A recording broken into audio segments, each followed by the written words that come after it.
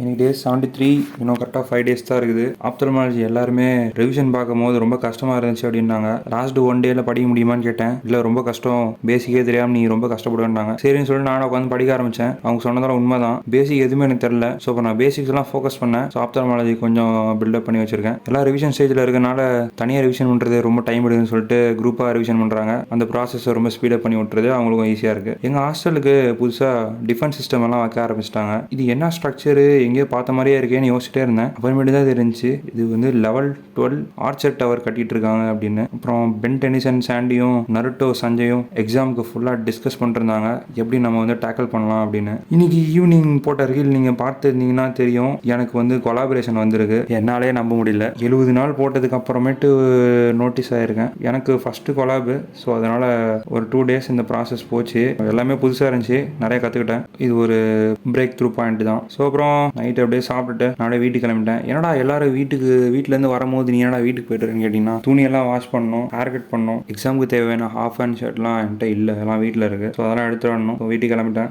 வீட்டுக்கு போயிட்டு நாளைக்கு ஒரு நாள் சர்ஜரி பார்த்துட்டு கடைசி 4 நாள் மெடிசன் தான். இன்றைக்கி வீட்டுக்கு போனதுனால நைட்டு கொஞ்சம் சீக்கிரமாக தூங்கிடுவேன். நல்லா நிறைய நேரம் தூங்கிட்டு நல்லா கொஞ்சம் ரெஸ்ட் எடுத்துகிட்டு நாளைக்கு பார்ப்போம். பாய்.